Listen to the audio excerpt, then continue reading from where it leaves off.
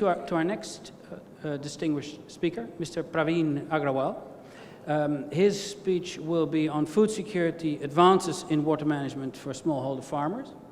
Mr. Agrawal is Director Egypt for the World Food Programme, new to Egypt, but definitely not new to this field. Mr. Agrawal, please. Thank you.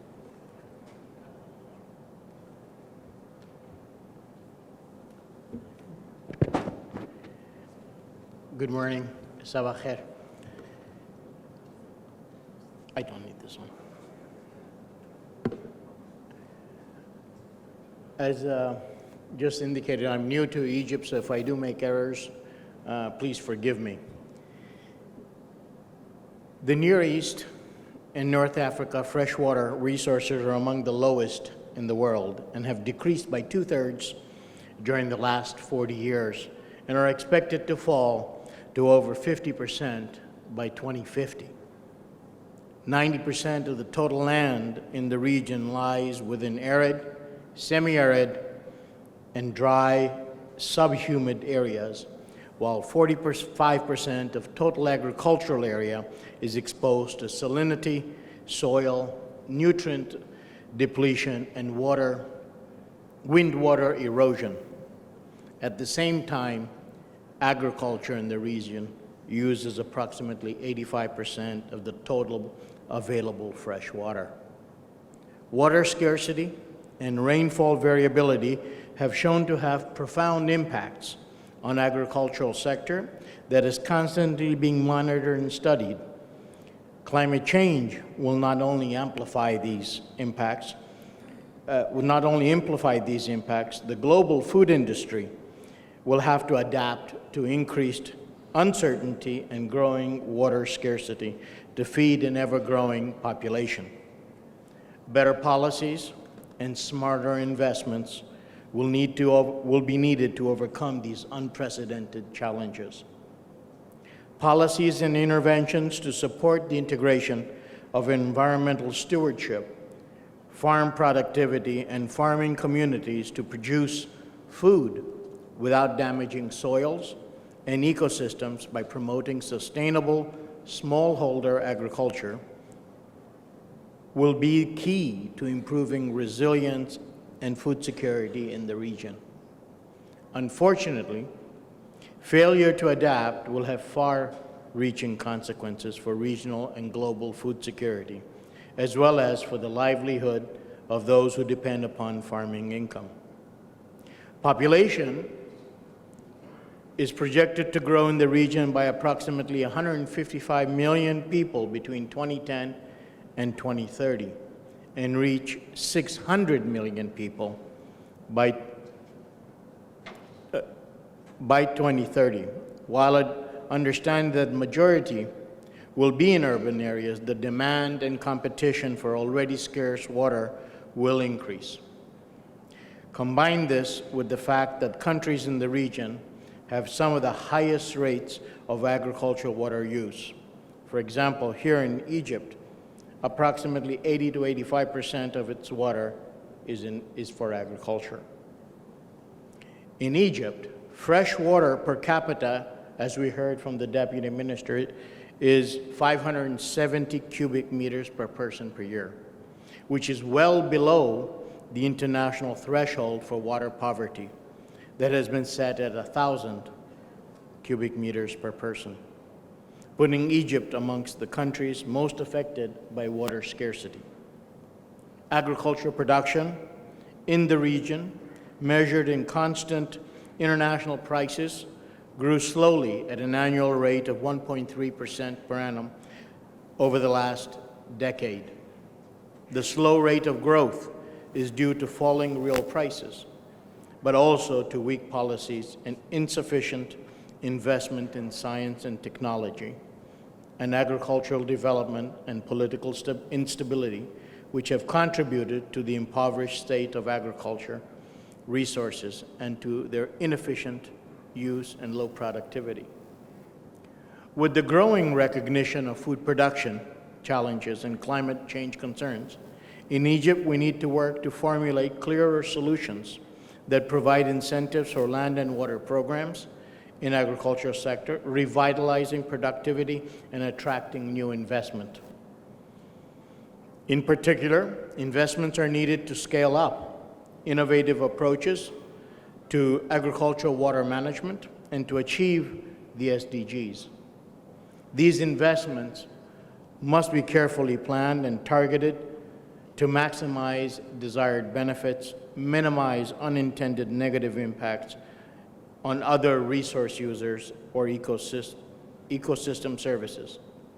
Solutions are not far, but require collective, cohesive, and integrated approach where one size does not fit all, but does involve bringing together resources such as academia, science and technology, private sector, financial institutions, multilateral cooperation, and governments. The challenge is to reduce the time gap between policy setting, technology adoption, and people, such as smallholder farmers living in rural communities and following inefficient traditional agricultural practices. WFP in Egypt has been working hand in hand with the government and its partners to adapt and build programs that are replicable, can be scaled up, and must be sustainable, addressing not only access to food, but engaging in smart agriculture, new and innovative techniques, and technologies that are people-centered to ensure sustainability, for which ownership is a prerequisite. WFP's strategy utilizes food and/or cash not only to bridge food gaps, but also to but also as an incentive for community-level asset creation through investment in natural resources. WFP, with the government of Egypt and its multilateral partners, such as the government of the Netherlands, has been providing assistance in livelihood support of small farmers in Upper Egypt. And since 2013, over 300,000 smallholders across 63 villages have benefited from this.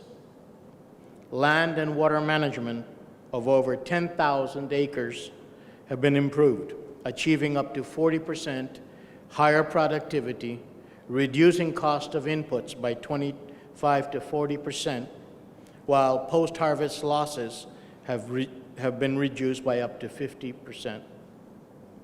The approach has not only worked, but brought about tangible and real-time benefits.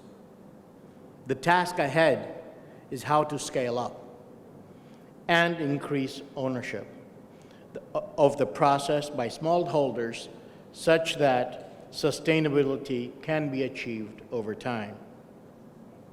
Egypt has embarked on a series of initiatives and programs specifically designed, as you heard from the Deputy Minister, such as canal lining, drip smart irrigation, that will not only enhance and improve water utilization, but at the same time reduce the cost of agricultural inputs, and thereby increase the rural income and means by which food security can be enhanced. Irrigation is key to increasing food production and farm income and improve resilience against weather variability. But water also affects food security and nutrition through other pathways. More precise irrigation management increases not just the volume, but also the diversity of food that can be produced, including dry season crops and micronutrient-rich foods such as fruits and vegetables. Improvements in the proximity and the cleanliness of water sources and technologies for water extraction supports women's empowerment and well-being, saving time and improving health. Effective management of multiple uses of water and wastewater reduces exposure to fecal contamination and the risk of infectious diseases.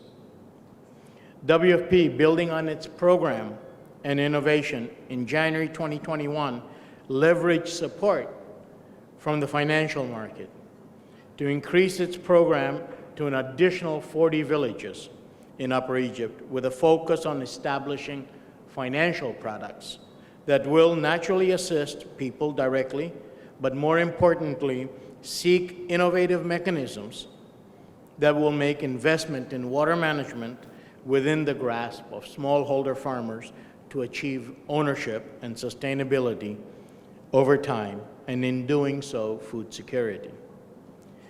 During the initial adoption stage, the financial institutions need to believe and develop bankable clients by providing targeted access to credit, weather insurance, etc., which is aligned with the national initiatives which we are carrying out with the Central Bank of Egypt to support smallholder farmers to use modern and smart irrigation through innovative financial solutions. Similarly, WFP is adopting and working with alternative energy sources, such as solar panels that you saw, in combination with land consolidation and canal lining to enable smallholder farmers with cheaper, cleaner, better, and more effective irrigation, i.e., less water loss. For this, partnerships with the private sector, academia, and others are being developed. Unlike irrigation equipment with motorized pumps, farmers don't have to buy expensive fuel to run them. For example, solar-powered irrigation system can supply 40 liters of water per minute, with the solar panel connecting up to 500 watts of energy per day. The system can irrigate fields more than 4 kilometers from a dam or a main canal, cutting down on some of the time-consuming manual labor. The solar-powered irrigation systems also allow farmers to use their time more efficiently, increasing the productivity of their farms. The challenge is huge. Partnership is a prerequisite. WFP, as a member of the UN, is working with its sister agencies, such as FAO and IFAD, and others, such that the return on investment is directly proportional to the increased benefit for the people and raises their level of household food security. This is an inclusive field, not an exclusive one. There is space for all. Resources are finite, just as is water. We need to be vigilant that investments in water management are a multiplier to achieving food security. In conclusion, increasing food security and building sustainable livelihoods is something that WFP is addressing from multiple angles, providing households with a package of asset creation tools linked to risk management and climate service targeting. The same beneficiaries is critical to ensure that people are more resilient and food secure. Water management is therefore embedded in a broader suite of interventions addressing many socioeconomic programs to achieve food secure populations. I would like to leave you with a quote from the former Secretary General of the UN, Ban Ki-moon. "Saving our planet, lifting people out of poverty, advancing economic growth, these are one and the same fight. We must connect the dots between climate change, water scarcity, energy shortages, global health, food security, and women's empowerment. Solution to one problem must be solution to all." Thank you.